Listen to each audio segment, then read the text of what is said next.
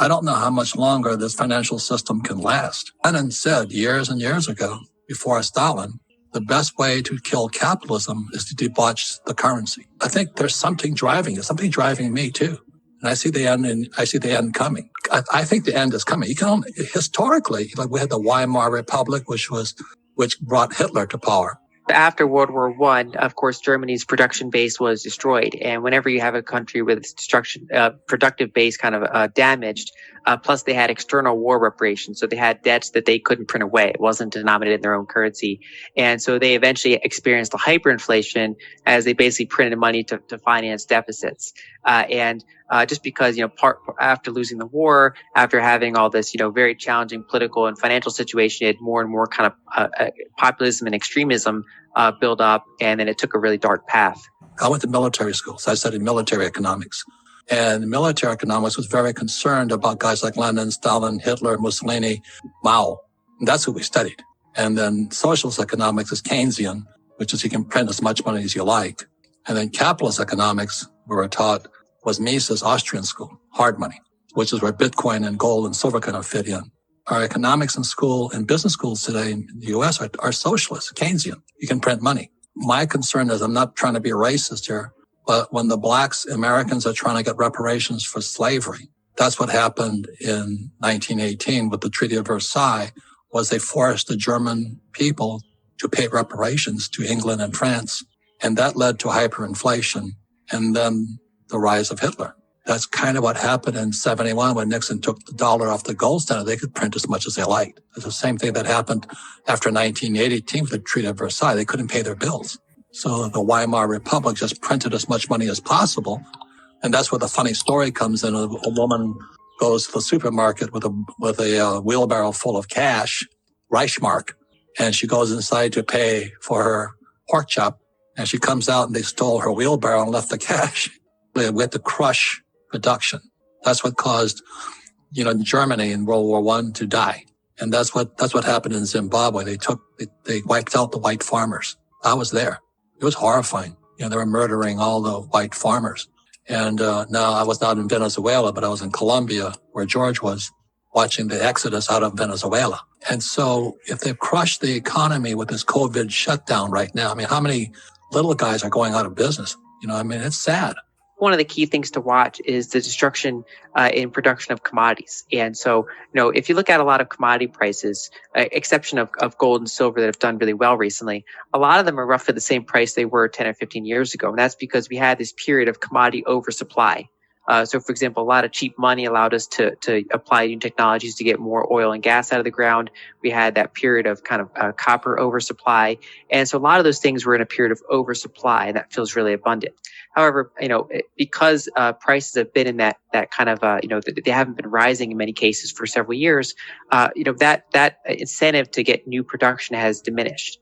Because we've had this period of commodity oversupply, some of the inflationary policy has not been very apparent in everyday life. Some areas we've had a lot of inflation in healthcare expenditures. We've had a lot of inflation in tuition, childcare services.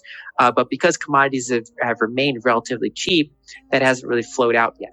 Now, I think a key thing to watch is that going forward, some of the supply for these commodities is getting pretty tight. And when that goes up against very large deficits, that are in large part being monetized, you can start to see a general rise in commodity prices. And it's hard to say that's going to be next year or 3 years from now. But as we go deeper into the 2020s, I do think that's a really thing to consider, and that can promote a much more inflationary trend and problems getting the commodities we need. In 1999, I said in 2016 the market would crash, but it didn't crash. And there's many reasons why it didn't crash. One reason was I didn't foresee quantitative easing. Yeah. Before we continue, help us by smashing that YouTube like button and subscribe now to this channel. This shows the algorithm that you value the information, and it helps us spread this message. Sharing is caring.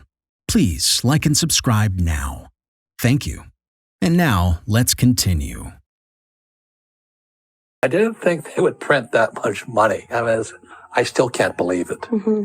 I couldn't believe interest rates would go below zero. So that's why it didn't crash. But it really was just a house of cards or a set of dominoes that was set to crash. And if I was a millennial, I'd be concerned.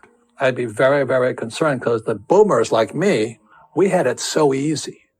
Back when I graduated from school in 1969, there were high-paying jobs, stock market kept going up, real estate kept going up. It was fantastic. Baby boomers had life so easy. You bought a house. I remember the first house I bought, it was only like $30,000, and I sold it later for $150,000. Everything was just going up in price and all this. So the baby boomers are in serious trouble. The biggest crisis is the baby boomer crisis. Their pensions have been looted. They're gone. It all starts inside our banking system. As you get deeper and deeper into this decade, so, call it 5 years or so, especially because, you have to figure out how much they're going to print, when are these commodity shortages going to become acute. But I think as we get roughly to the middle of this decade, I think that's where we start to run into some of these key shortages in things that have felt very abundant for the past, 5, 10, 15 years. I think, we're going to find ourselves in that period again where we didn't invest enough in some of the production of some of these things. And as you point out, we had a really big destruction of small businesses this year. So, for example, something like 100,000 restaurants have gone out of business, while larger corporations, because they have capital financing, in some cases they have bailouts, they have the Fed buying their bonds, they've been able to stay in business to a better extent than some of these small businesses. And so I think that a lot of these forces are going to kind of come to a head probably as we get roughly in the middle of this decade would be my best guess. With the right financial education, this crash would be the best thing that ever happened to you.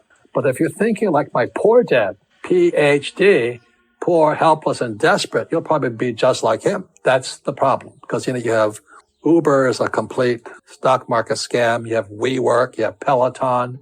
Those are all your generation stocks, and they're complete shams. Mm-hmm.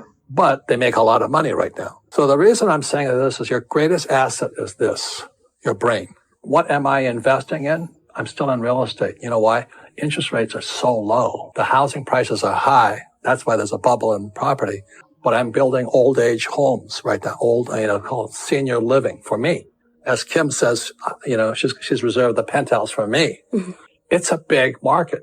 In 2020 to 2030, there'll be 2 billion old guys like me turning 65. Yeah. I'm investing in my friend's school. Now, why I'm investing in school is because he's going to buy the real estate for the school. I'm a real estate guy. But where does his money come from? It comes from the government. Because of the laws of America, every child must have an education. So every school is funded by the federal government and the state government. So my source of funds is really, really strong when I invest in a school. So I'm still investing. I'm just not investing in a 401k, ETFs, mutual funds, or I don't want a pension. Those are the differences. How can we protect ourselves from inflation? God's money and people's money versus fiat currency, what I call fake money. The more they print of it, the more worthless it gets. I don't save dollars. Since I don't need dollars because I use debt, so my thinking is opposite. But I save gold, silver, and Bitcoin. And the reason is gold and silver are God's money. Bitcoin is people's money. But more specifically, gold, silver, and Bitcoin are not controlled by the Fed or U.S. Treasury. So that's my logic system. What to do in such a situation? Inform yourself and keep your financial education strong. We from the Compact Group offer our loyal subscribers a free educational portal with first-hand monetary, financial, and economic knowledge. Enter our invite-only Insider Club by clicking the link below. You will get access to first-class information far earlier than the rest. We have prepared a special deal for all our members where you can access a giant pool of Robert Kiyosaki's financial wisdom for just $1. To find out more, simply click the link below and join our Insider Club absolutely free. But there is more you can and should do. Build up several streams of income. More and more people realize that they have to take their future in their own hands, but they don't know how and where to start. We from Compact offer our Insider Club members unique opportunities. Strengthen your financial muscle and get the edge. Click the link below. Become part of our free Insider Club. No financial obligations. But there's one important thing you have to know. You have to become active. So do it now. Become active and see you on the other side.